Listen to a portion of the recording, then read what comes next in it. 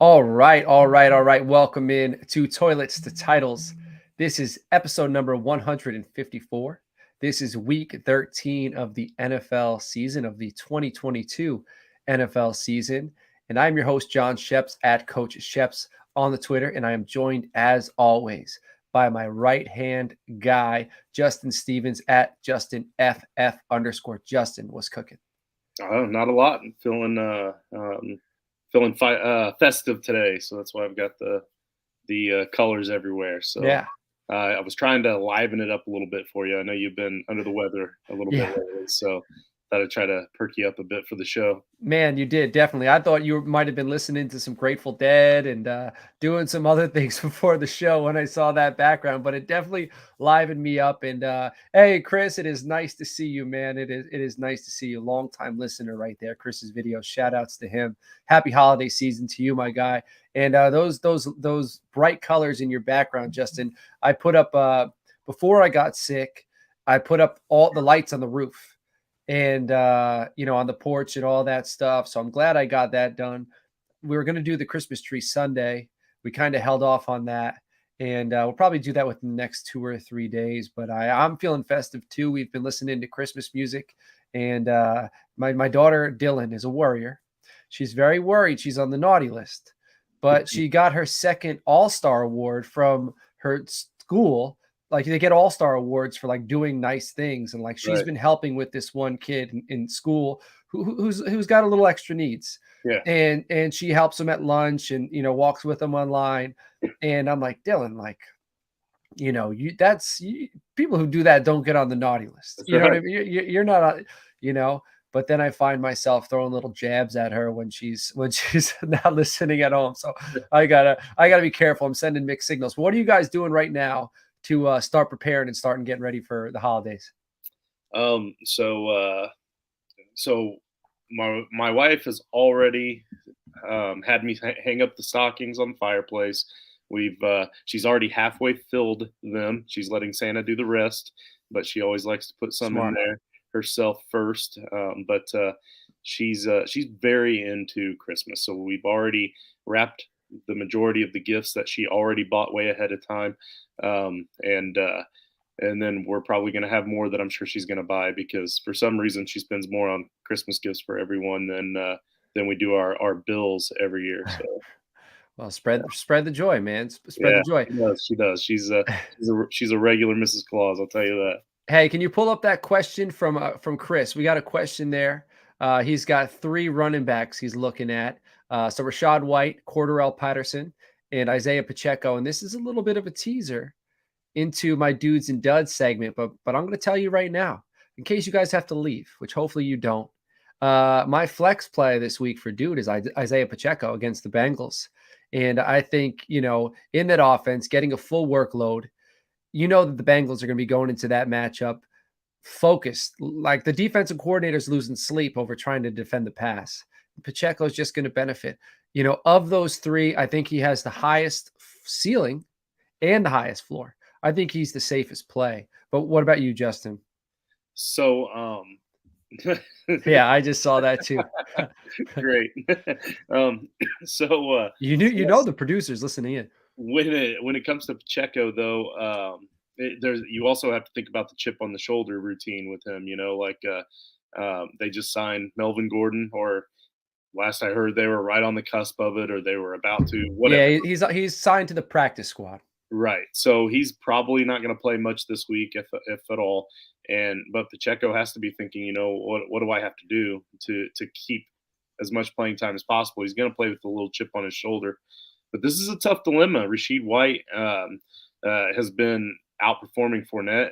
I mean, I know Fournette was out this week, but he's been slowly cutting into Fournette's progress lately. And then you got Patterson, who any given game could do really well. He usually always scores touchdowns, but lately they've been going away from him. I think he's kind of my odd man out, unfortunately. But I'll say for now, I'm going to agree with Pacheco, but I would tune in Sunday morning for the Blitz, ask the start sit guys. Chris, I know you know all about that show. I'm just throwing it out there for everyone else too, and ask them for their opinions as well. All right, we got another question from Glows too. My guy, appreciate you tuning in this week.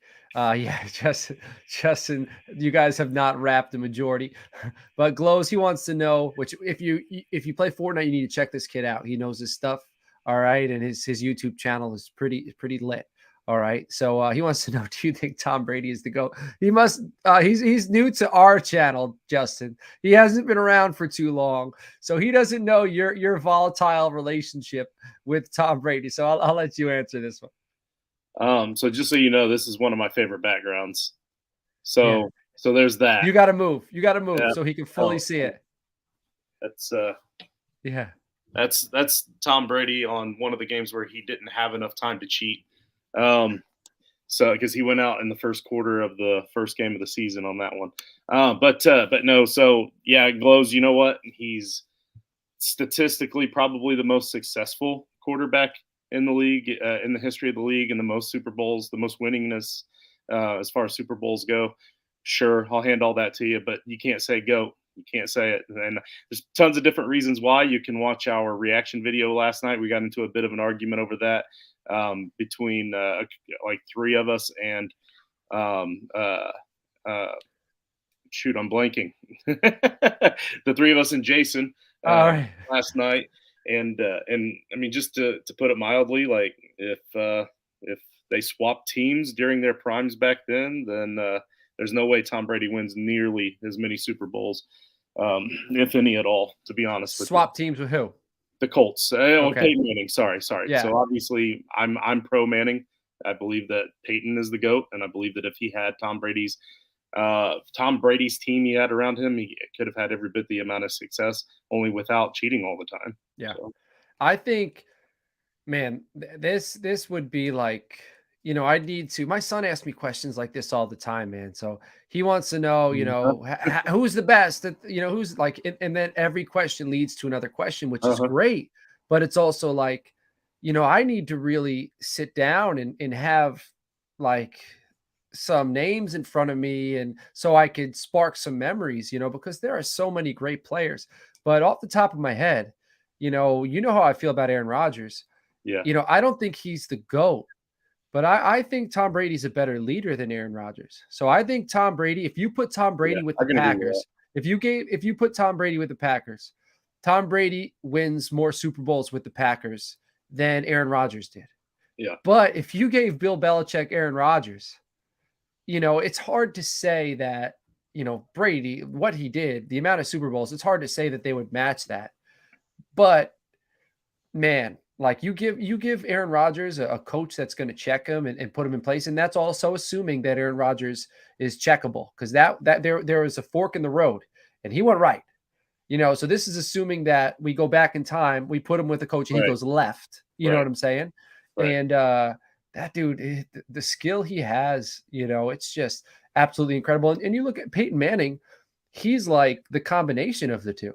He is the coach like Tom Brady, but he also has Peyton Manning's timing, his ability to throw receivers open, I don't know if he had necessarily the zip Aaron Rodgers had, but he eliminated what you needed from the zip by timing and knowing exactly where his receiver is going to be, exactly where the defensive back was going to be. And the ball placement, regardless of how fast it came in, he was just as good at throwing his wide receivers open. Because you look at some of the guys that he had that he made, like just like Aaron Rodgers, like Brandon Stokely. Like you could probably name a lot more than I can, but I can't think of them. But there's probably 5 or 6 guys that were regular guys Yeah, that came into Indianapolis, strapped in, got set into the lineup, and produced like a wide receiver 2 or better. yeah. And to your point about the timing, I saw an interview once with Marvin Harrison, because he didn't do very many interviews. He wasn't a very talkative guy. And maybe it wasn't an interview. It might have been one of those after the game things where they're just kind of at the locker. But anyway, they did ask him about that. They asked him why when he turned on a route, he turned with his hands up.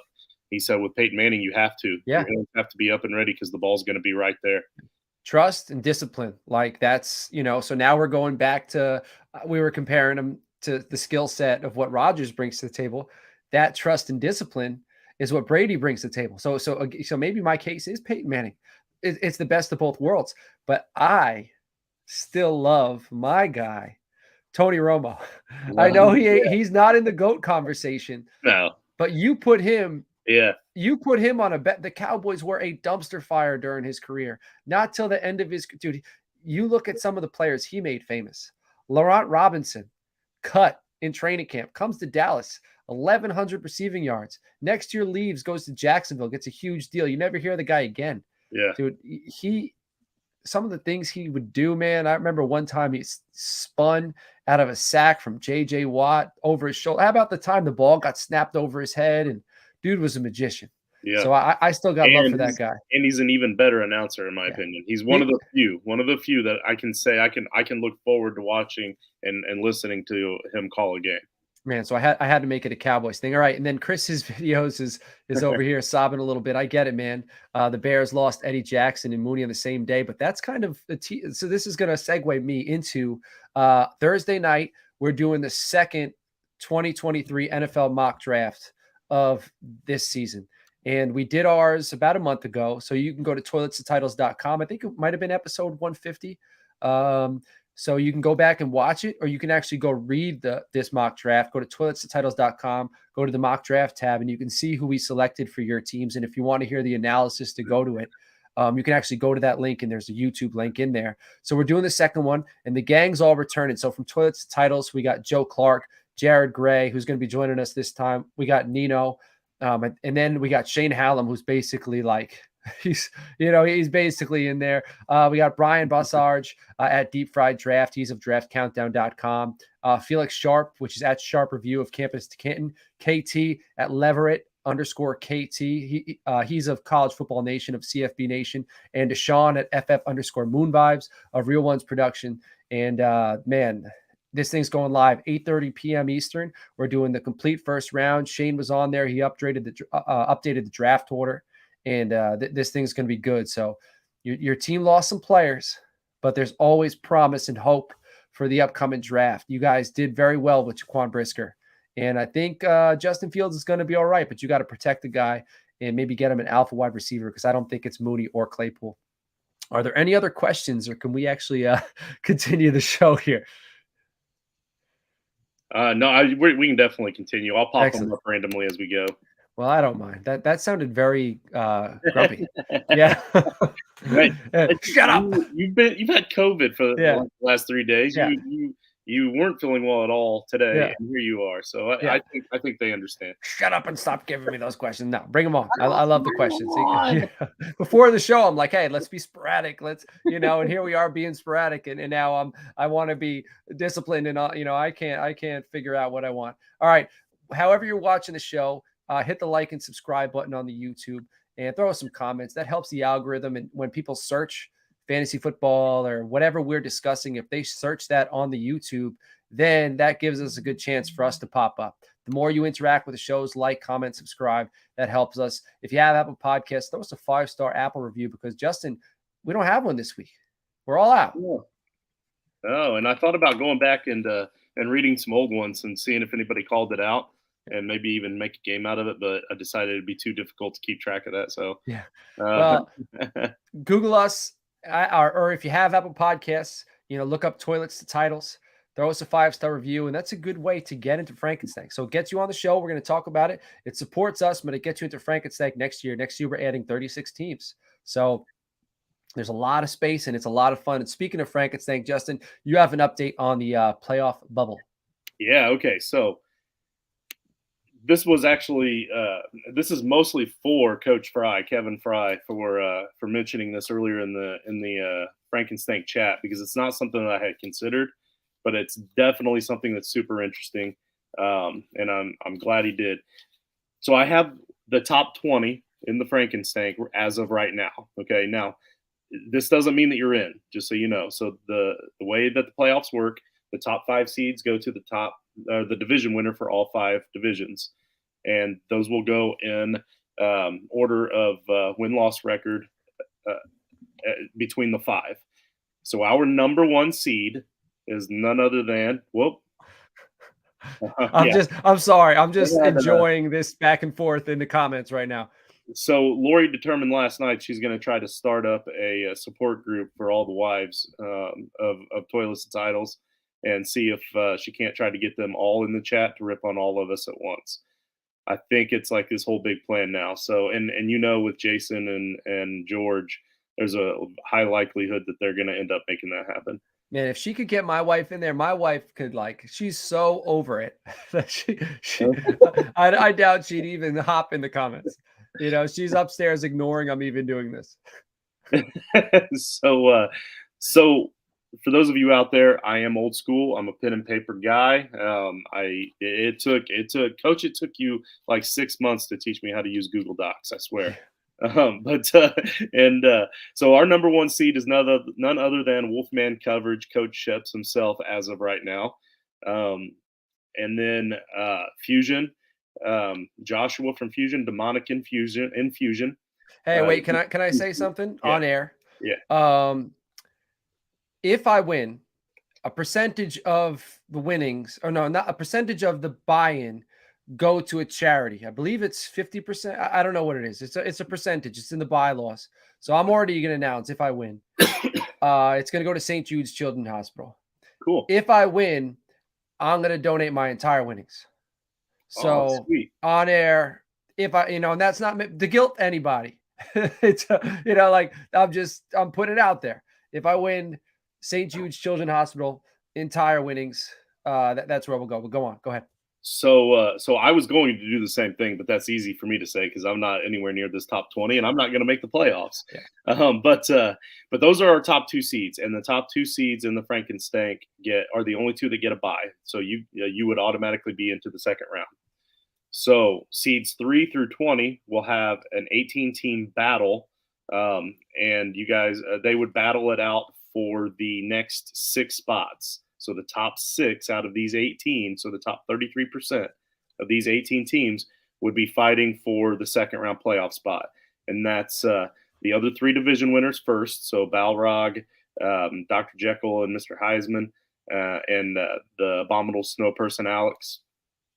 Those 3 would be in for that. Then the next 5 are all in on points, most points for on the season.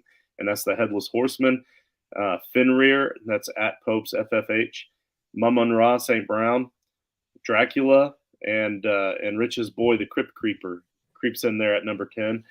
And then the last 10 spots for the playoffs are all based on record, and that would be number 11 would be Rich. So Rich's boy has him beat out by 1 seed. So that's kind of funny. That is funny. And then Uncle Steve at the 12th spot as of right now, Demogorgon, Kraken, Jared Gray at the 15, and our boy Dirty Jobs Mike at the 16. And then the guy that put all this together, that asked me to put this out, you did make the bubble as of right now. Woo! Win again, but I believe he's Frankencastle, right? At Falcon and 6'5". Coach Fry, man, you're on the bubble, so the pressure is there. 17.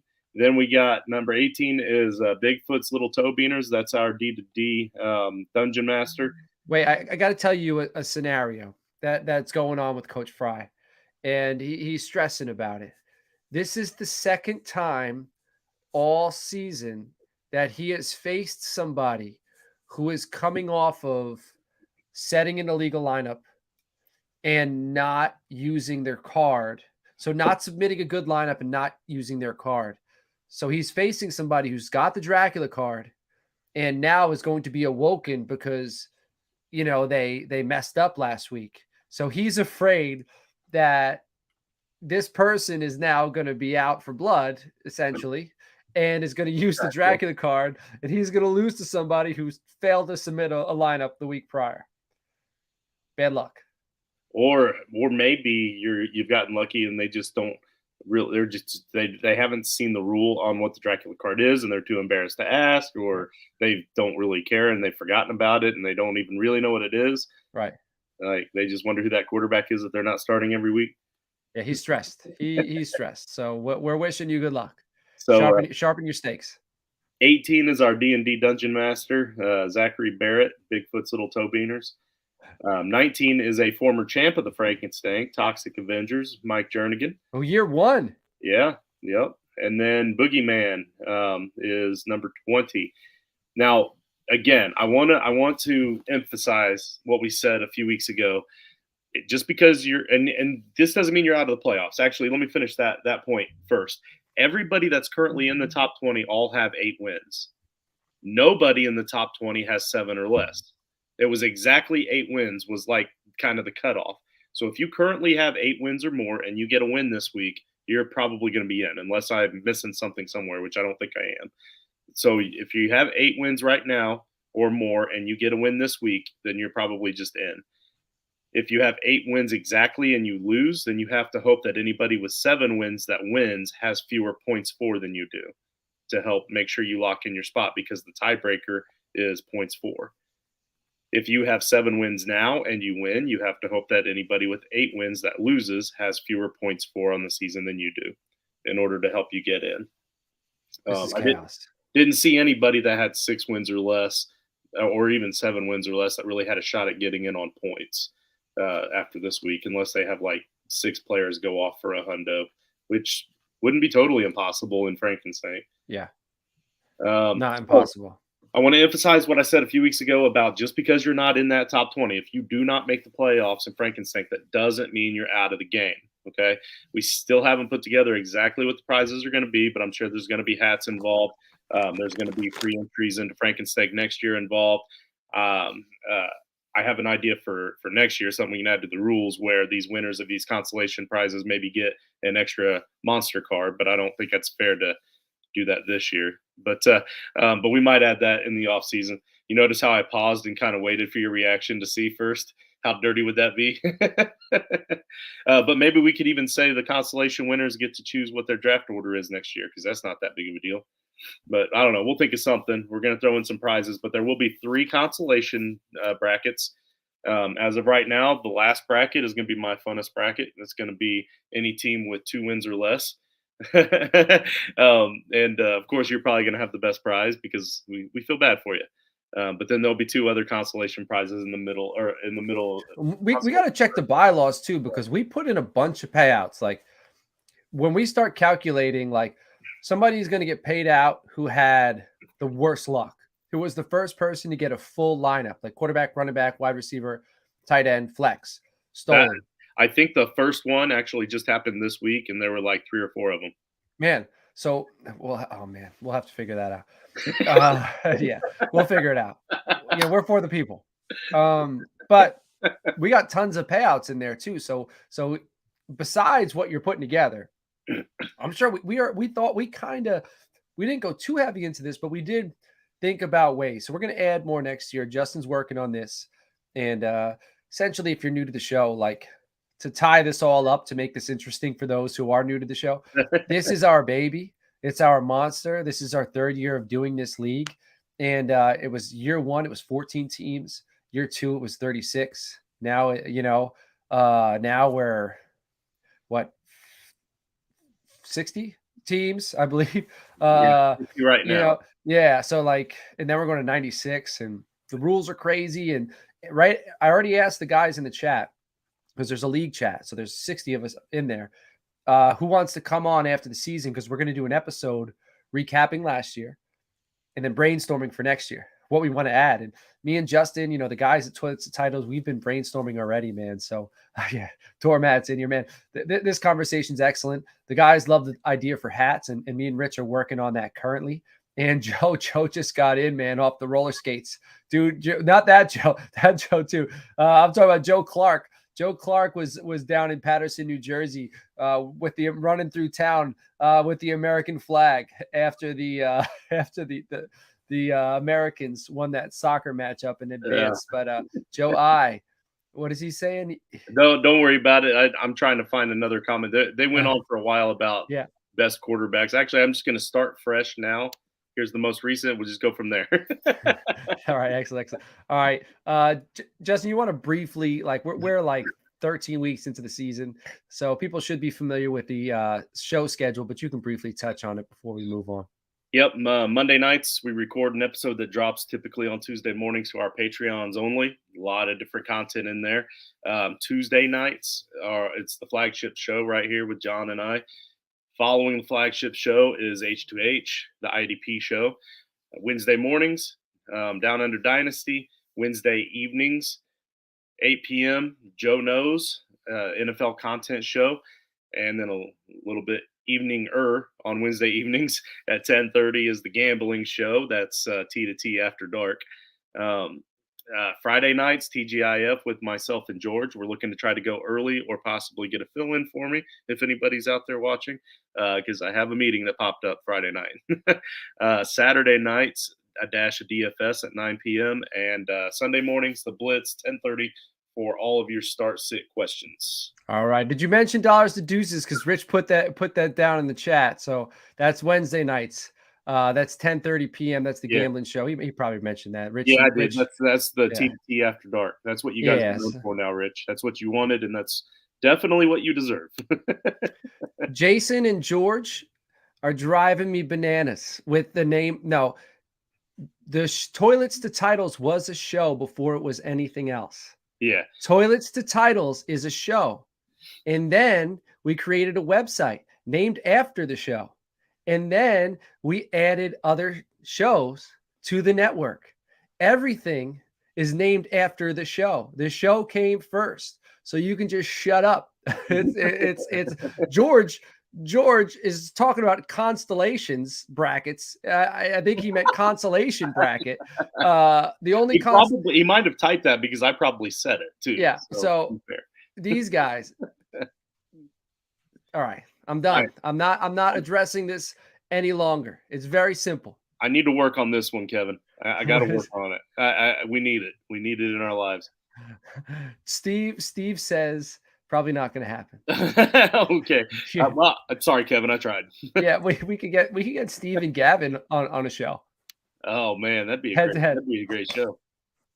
George and his constellation talk. That's why, dude, he worked at SpaceX. Him and Jason, they can't get constellations off the mind. You know what I mean? Doormat saying Serenity now. All right. Sorry, George. You're driving me to these tangents. All right. Check out ToiletsToTitles.com. Bye weeks this week. Arizona Cardinals, Carolina Panthers. So all of you that were going to ride Sam Darnold and DJ Moore into, the promised land, you're going to have to wait another week for them to come back. And Darrell Henderson, there was a big discussion about Darrell Henderson. His production has been pretty high, and he did not fall off. Last week, I think I had him as a dud, and I didn't start him, and I was disappointed I didn't start him. Justin, are there any injuries this week that are of note before we move on to the rest of the topics here?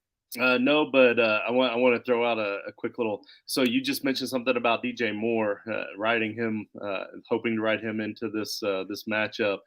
So his two biggest games, his only two big games, Week 7 against Tampa Bay and Week 12 against Denver. I have DJ Moore.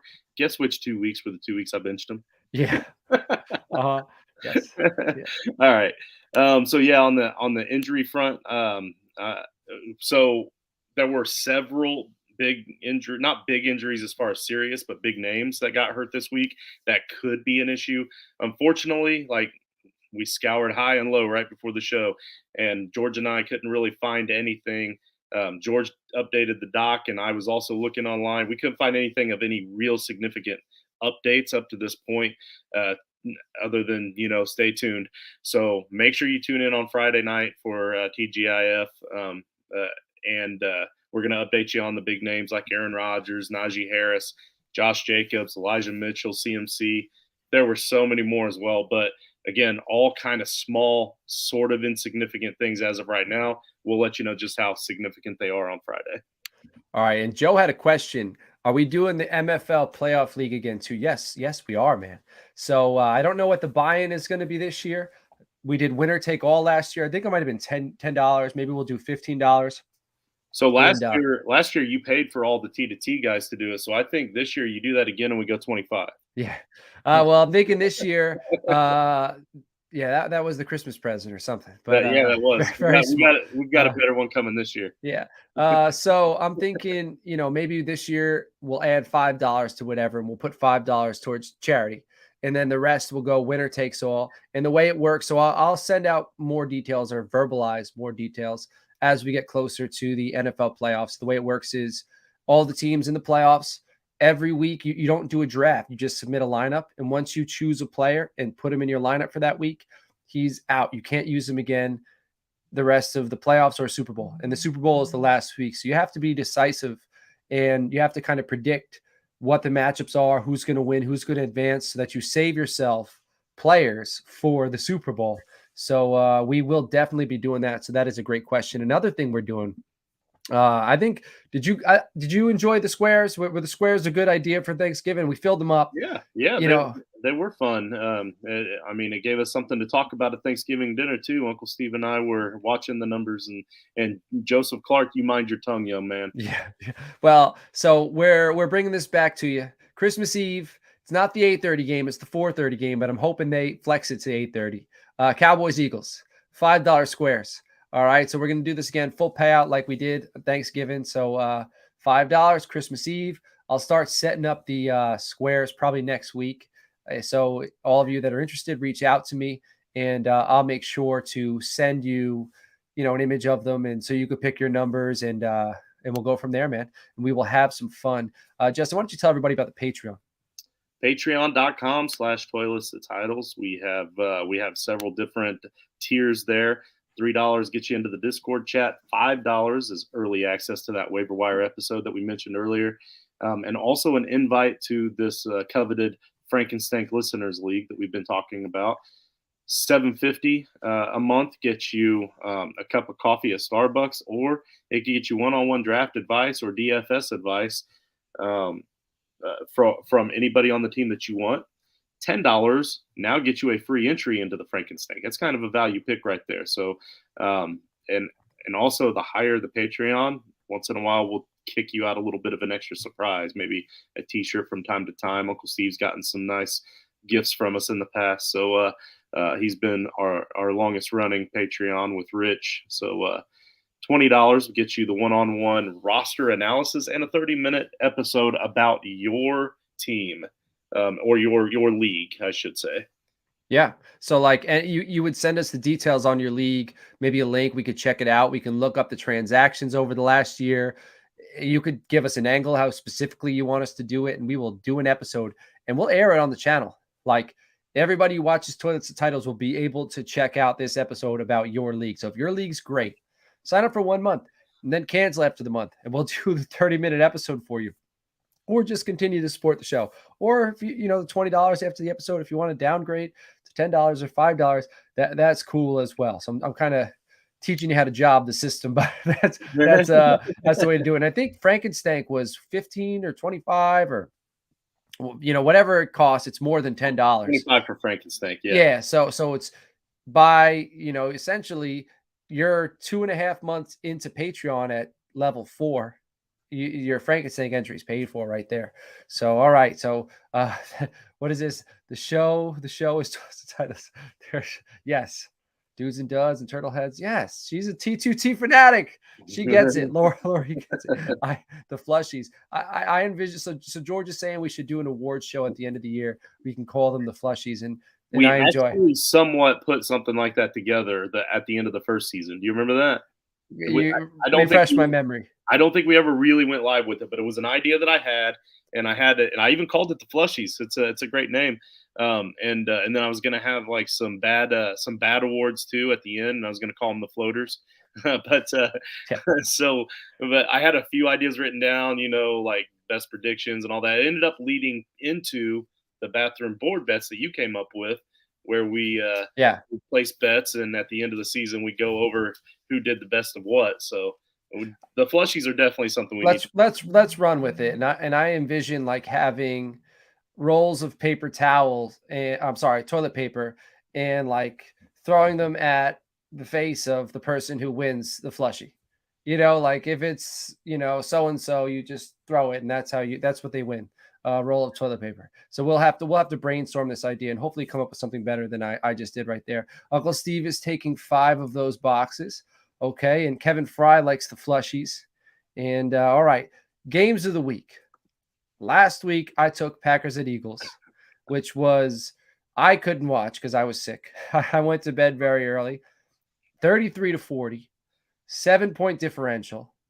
And then you took Patriots at Vikings, which was 26-33, which was also a 7-point differential. So we stayed right on par. So total for the season, all right, you're winning with 140.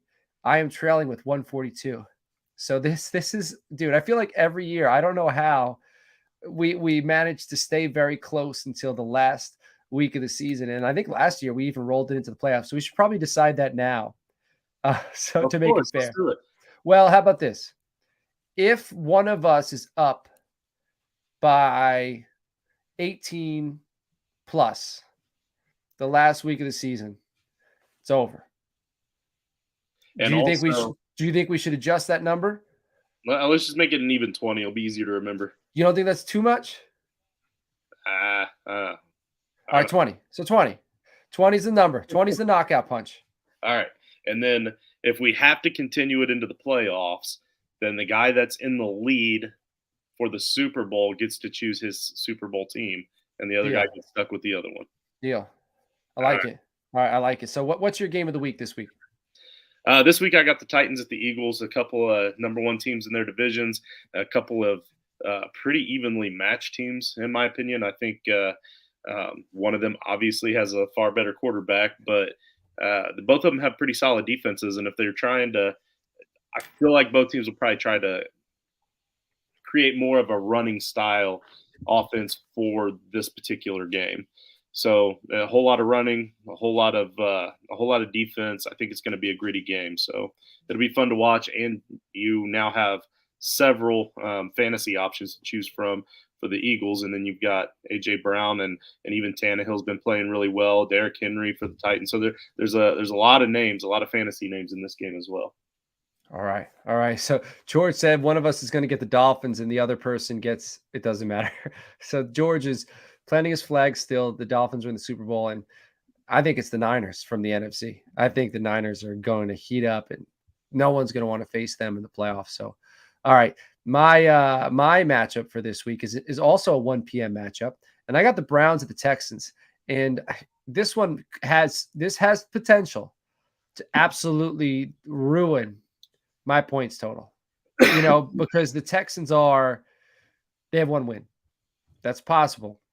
That being said, I'm interested to see Deshaun Watson, the circus that's around him. It's going to be must-see TV in Houston. After everything he did there, after wanting to leave, I think the Texans, I think they're going to be up for this one. I think they're absolutely going to be up for this one. And I think they're going to give the Browns everything they can handle. I wouldn't be surprised if the Browns win this. I'm sorry, I wouldn't be surprised if the Texans win this game at all. So, this is like it's almost like watching a car accident. Like you feel bad, but you can't take your eyes off of it. And that's kind of my opinion going into this matchup. So I got Browns at Texans. My betting locks for the week: Minnesota Vikings -3 versus New York Jets. My dad isn't going to be too happy about this one. My dad's a Jets fan, and he's a longtime Jets fan, and not a fair weather Jets fan. He's been through it. All right, and their Jets are on an emotional high right now, especially after Mike White came in. Dude's looking great. They're calling him the White Knight. Like the Dark Knight, he's the White Knight. That was in like the New York City newspapers. The weather was sloppy. The Bears' defense was sloppier. I believe this week the Vikings are going to expose the Jets. I think so. I think the Vikings at home on turf, after beating the Patriots like that, I think they're going to give it to the Jets. So -3, take those. Give those points. Vikings come out of this one. Next one, New Orleans Saints +4.5 at Tampa Bay. The Saints have done one thing very well in recent history, and that's play the Tampa Bay Buccaneers. Like they do that well every single year. I still think the Bucs win. I just think it's by a field goal or less. Like I think it's going to come down. And earlier, I think it was Chris's videos who asked the question about Rachaad White. And I know I said Isaiah Pacheco, but I do think White's going to play well because I think the Saints are going to kind of smother Brady. They're going to confuse him a little bit, and he's going to have to rely a lot on dump offs. And I don't think he's going to mind relying on dump offs because they're going to move the chains. So I think you're going to see a few shots, but a lot of work in Rachaad White, giving him some passes. So I do think he's going to have a good week. I think this is going to be a low-scoring affair, like 20-17 or 17-14. And I think the Bucks come out of this one, but I think the Saints cover. Who are your Turtleheads for the week? So I'm going to start with the Great White Knight, evidently, quarterback, New York Jets, Mike White. This man has proven almost every chance he's gotten that he's more than capable of playing in this league. He came into last week for his first start of the season and beat the Bears 31-10. In 5 starts in his career, he's averaged about 254 yards and a completion rate of nearly 69%. 4 of those starts were against the Bills, Colts, Patriots, and Bengals last season, who all 4 had pretty respectable defenses, maybe even borderline good defenses, especially with the Patriots and Bills.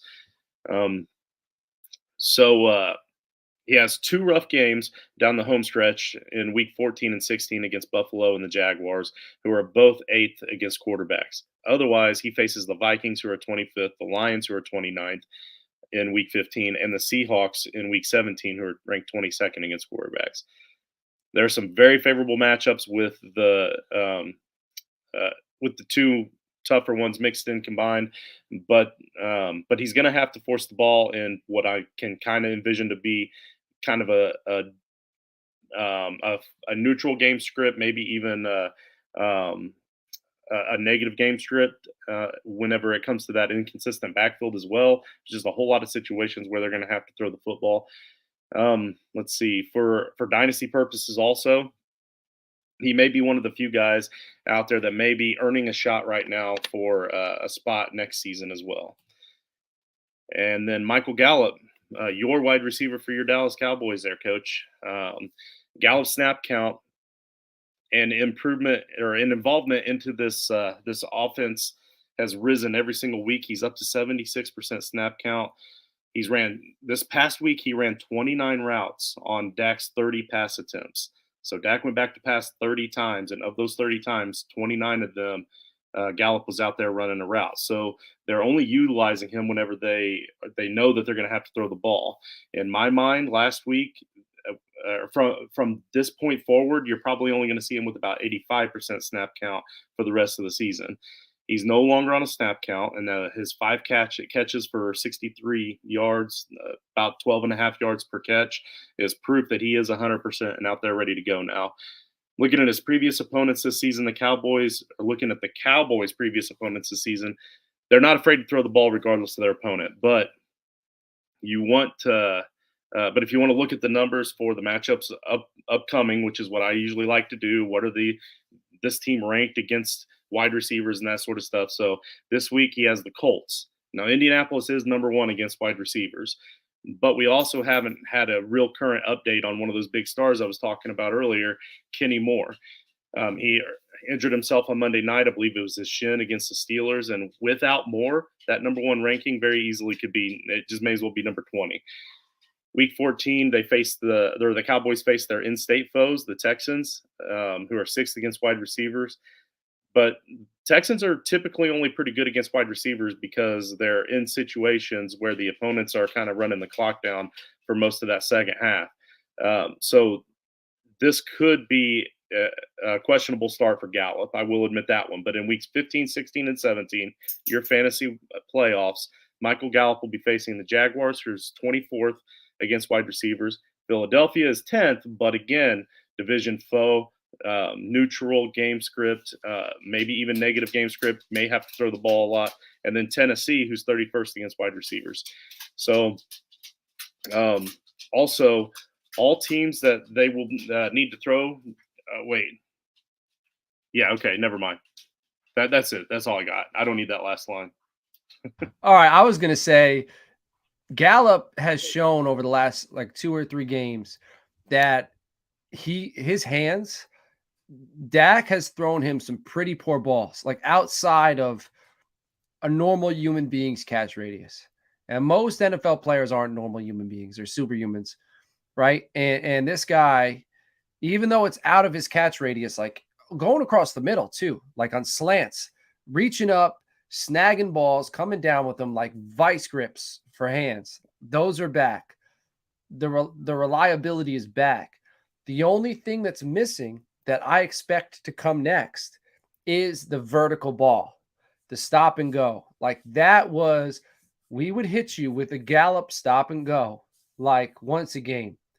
And man, that's like 40 yards on a clip right there, 30 yards on a clip. That's a touchdown. So you add that, and those 60-yard games can become a 90-yard game like that. You throw in a touchdown, you're looking at like you might have a week or two in there down the stretch where you're having 20 or so points. And I'm not worried about Odell Beckham because even if he does come to Dallas, like they're going to just try to gear him up and get him ready for the playoffs. Like maybe week 16 versus Philadelphia would be an interesting week to usher him out there just to kind of be a spark.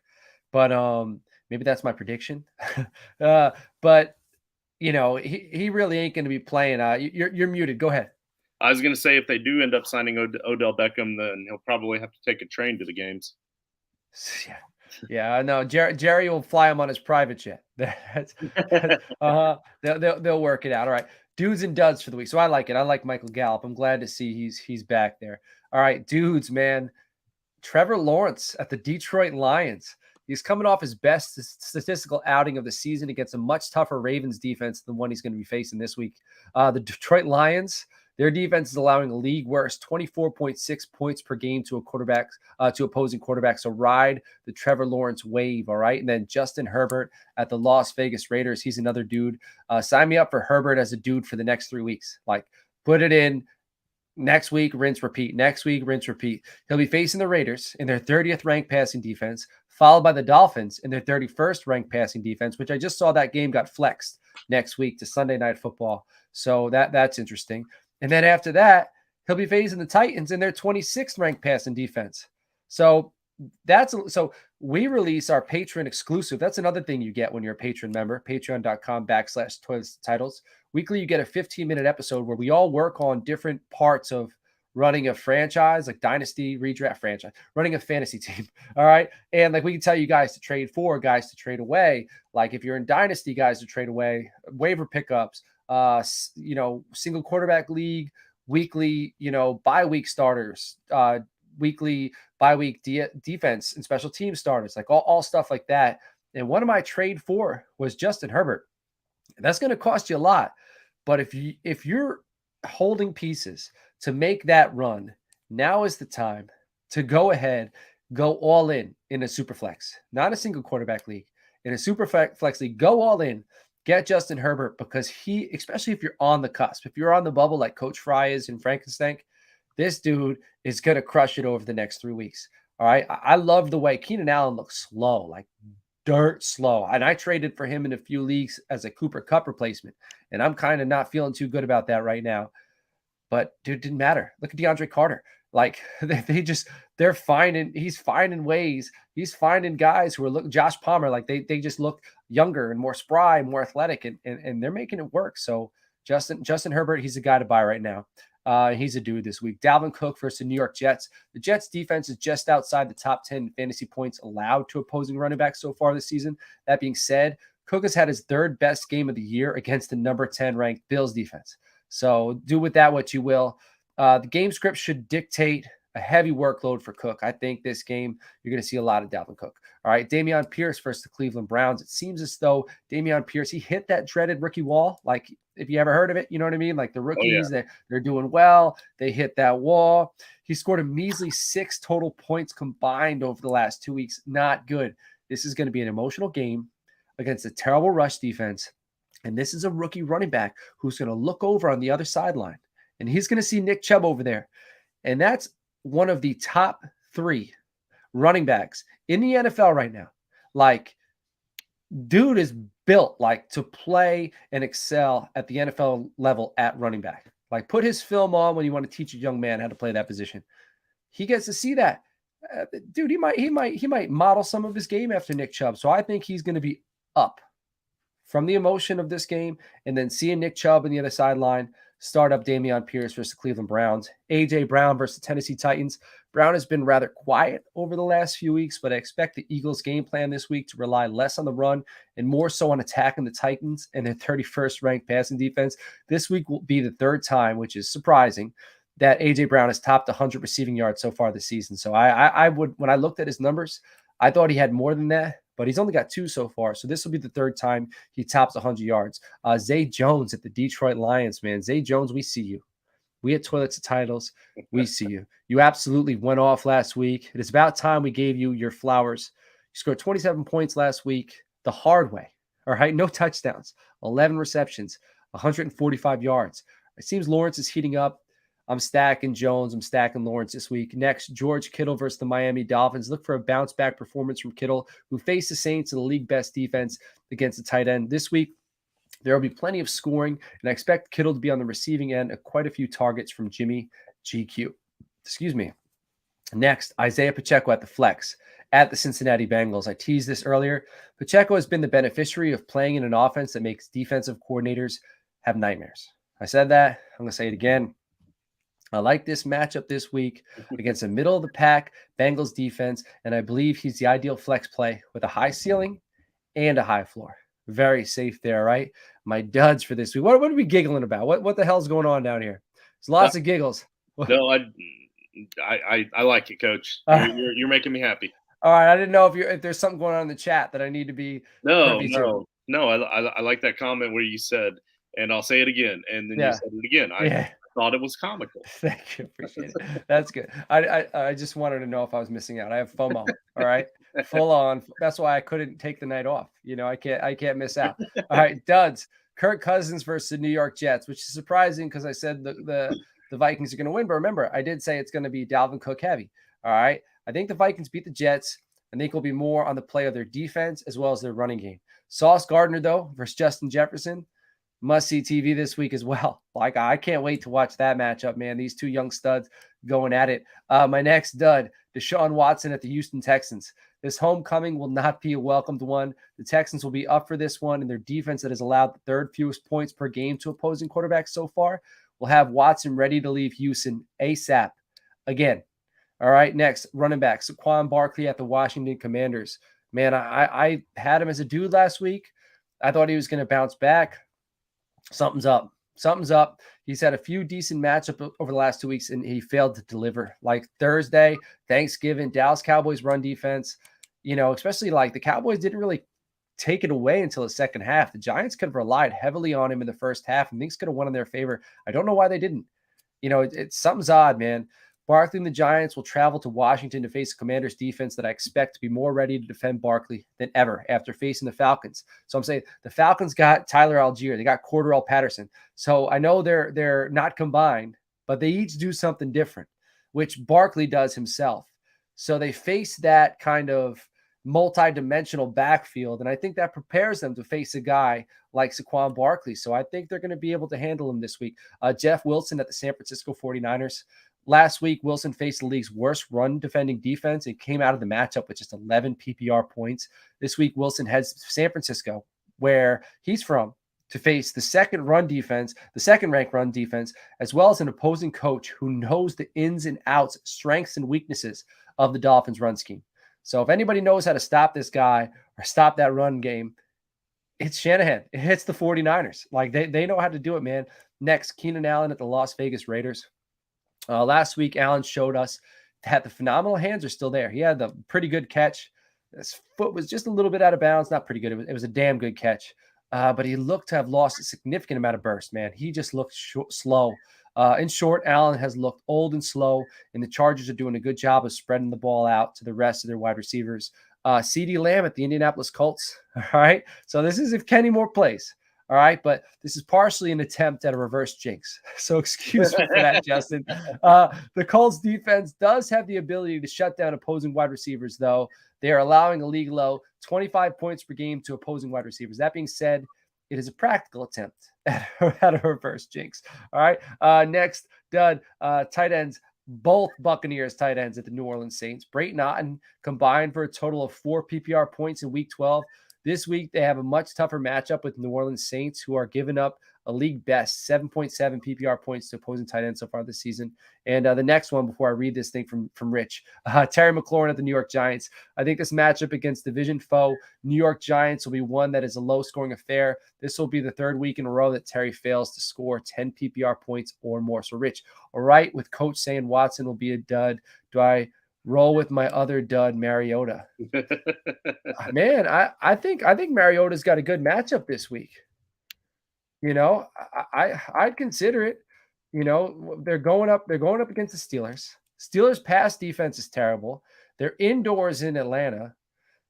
You Well, know, also the Steelers have a tendency to give up rushing yards to quarterbacks, and dude, Mariota. Matt Ryan had 22 yards on 4 carries last night, right? Yeah, well, I mean, he technically had like 28 on one. So, Right, right, but anyway, my point though, yeah, that's Matt Ryan. Matt Ryan right. had a huge run, and but all season, even before that, the Steelers have had a tendency of giving up good games rushing wise to rushing quarterbacks.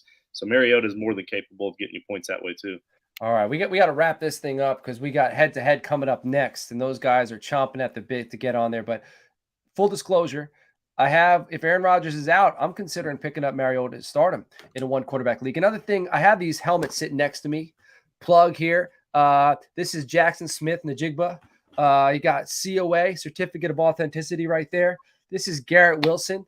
It's got a COA as well, Certificate of Authenticity right there. We're doing a Raz on the Facebook page, Toilets to Titles Facebook page. $10 a spot, 25 spots. We got 1 spot filled right now. DM me on the Twitter at Coach Sheps or the show at Toilets to Titles if you want in. You can buy as many spots as you want. Once we fill it, we're going to go on the show. We'll go live. We'll randomize the numbers.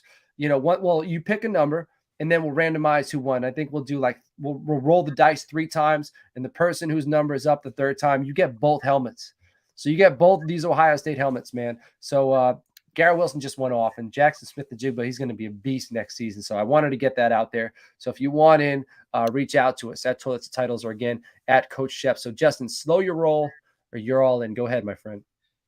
So my all in is I'm all in on Mike White and his success in New York. We've had Broadway Joe Namath and the Big Apple Joe Clark. Or sorry, I said Broadway Joe. You've had New York. You have already had Broadway Joe Namath and the Big Apple Joe Clark. You're famous for cheesecakes and Coach Sheps. Now you get the Great White Knight. Enjoy, New York. Yeah, you're famous for cheesecakes and Coach Sheps. I love it. Yeah. Yeah, hell yeah. All right, well, man, slow your roll. You're all in. I'm all in on the Packers shutting Aaron Rodgers down and handing the keys over to Jordan Love. Seeing what this kid is made of. Like, Packers ain't winning the Super Bowl.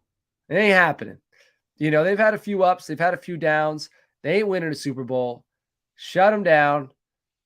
Let's see if you can move on because Aaron Rodgers kind of held you hostage the past few years.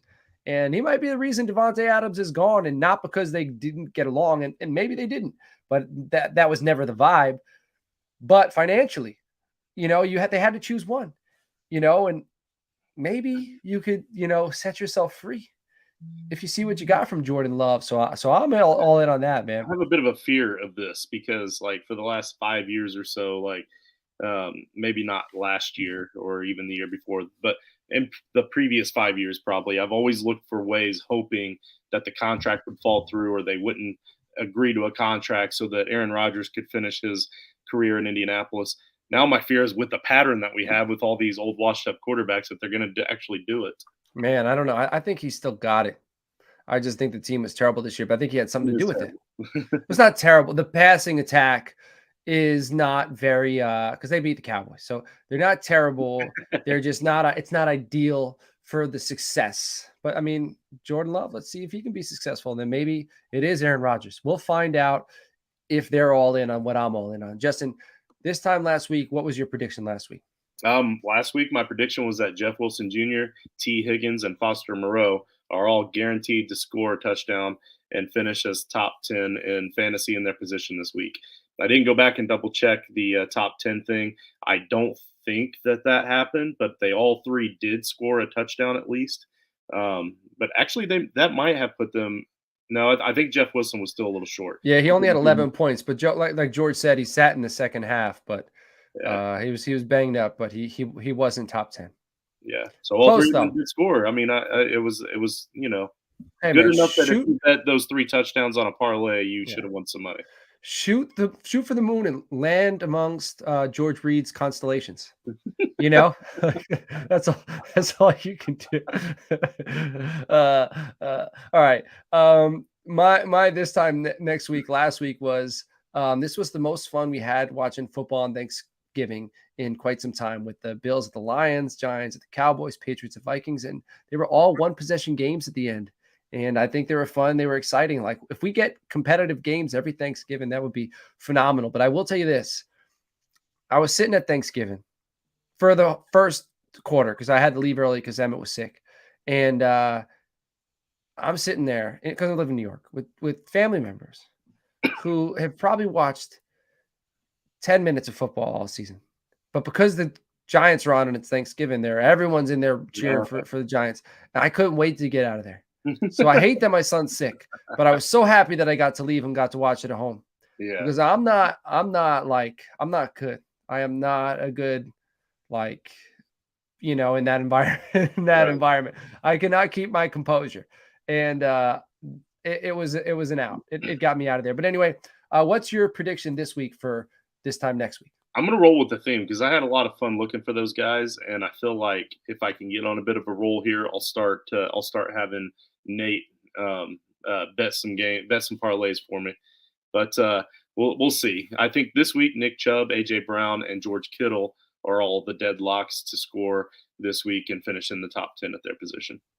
All right, and this time next week we'll be saying we're still alive in SFB, man. Scott Fishbowl. Oh, I don't know about that. Man, you got to keep the dream alive, man. I think I was like 300th this week of all the people in round one, and now we're moving on to round two. Jalen Hurts, Patrick Mahomes, man. If Romeo Dubs, if he manages to come back, like, because Pacheco, I had him. I got Jeff Wilson, even though he's a dud this week. I still got to play him. Man, all I need is, because I got Jalen Waddle, I'm hurting at wide receiver. If I can get Dubs to come in there, Dalton Schultz picked it up. I've been deploying the 2 kicker strategy. I know you said you wished you could do that. I got 4 kickers on my roster, dude. I can only start 2. It's a huge advantage. Yeah, dude. It's every week I can get a 10 to 12 point. If I could start full kickers, I'd probably have done very well. So it is, but I got to play the advantages. But anyway, everybody, I appreciate you tuning in. If you play IDP, if you've never played IDP, you definitely need to check this out. Next, coming up live, Nino, Jared, Russ, my guys, they're going to be talking IDP head to head. You definitely want to check that out. Make sure you tune into all the other shows, but definitely tune in Thursday night when we're doing our second 2023 NFL mock draft of the year with tons of guests. It's going to be phenomenal. You don't want to miss it. Hope to see you there. Take care. Have a good week and stay healthy.